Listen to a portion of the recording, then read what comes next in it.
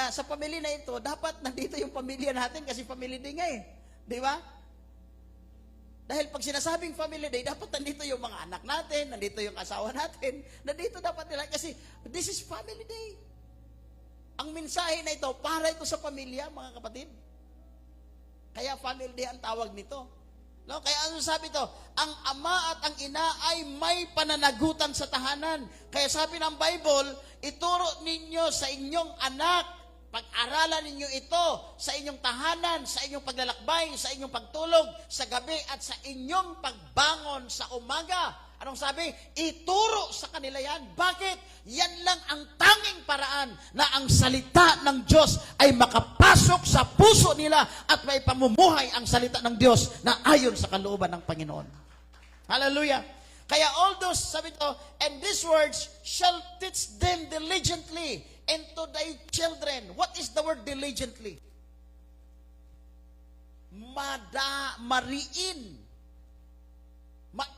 Maituro ng maayos. Paano ba ituro ng maayos ang salita ng Diyos? Di ba? Para maituro mo ng maayos ang salita ng Diyos at ma-execute yan ng maayos, kailangan maayos yung puso natin.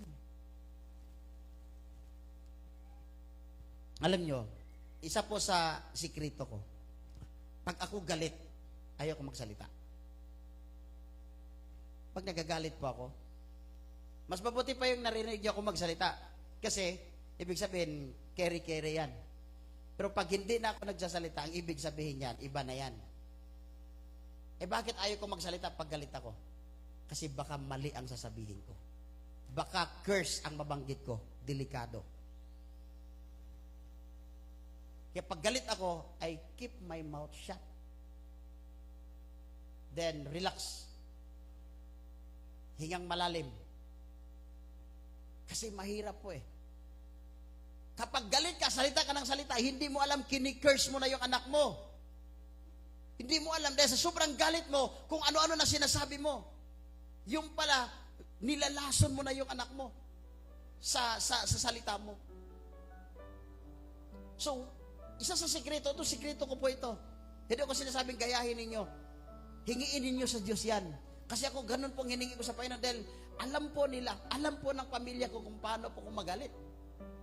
Hindi man ako galit sa galit ng tao o sa ibang tao. Galit ako pag ako nagalit. Takot ako pag ako ang nagalit. Kasi kilala ko yung sarili ko eh. No? Yun ang hiningi ko kay Lord. Lord, tulungan mo ako. Gabayan mo ako na tama ang lahat ng gagawin ko. Yun po yun. At kapag ako'y galit, hindi talaga ako magsalita. Kasi ayaw kong mag-curse. Baka makapag-curse ako. Mabigat at mahirap yun. Hindi mo na mababawi yun. Alam niyo ba yung curse? Parang nasa baso yan na pag binuhos mo sa lupa, hindi mo na kayang habulin yan. Kaya maingat ka sa pagsalita eh. Kasi ang tubig, pag binuhos mo sa lupa, kahit anong gawin mong habol yan, hindi mo na mahabol yan. Ganyan ang salita. Pagka na-curse mo yung anak mo na yan, dadamdamin niya yan, dadalhin niya yan. Yung spirit niya makikurse, makurap yan.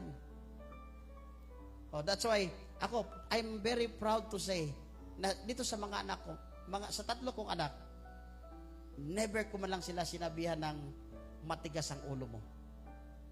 I never say that. Alam nila yan. Sinasabi ko sa kanila, bakit sobrang tigas ang puso mo? Ni sa kanilang 3, wala pa ako nasabihan na matigas ang puso mo. Lagi ko lang sinasabi, si Clarice sila sinabihan ko, mayroon ba akong nagawa na hindi mo nagugustuhan? Bakit ka nag-cutting class? Tingnan mo ako sa mata. Tinignan niya ako sa mata. So umiyak siya. Sabi niya, Papa, I'm sorry. I will not do it again.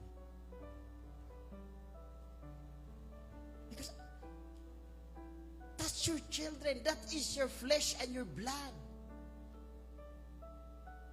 Dugo at laman mo yan. Do not curse. Ito ang problema ng maraming magulang. Sa sobrang galit, hindi napigilan. Kung ano-anong tinatapon mo sa kanya, physically buhay yan. Physically, parang walang tama. Pero spiritually, ang daming tama niyan. Sabi ko nga kung ang bibig natin ay nakakapatay, ang dami na nating napatay.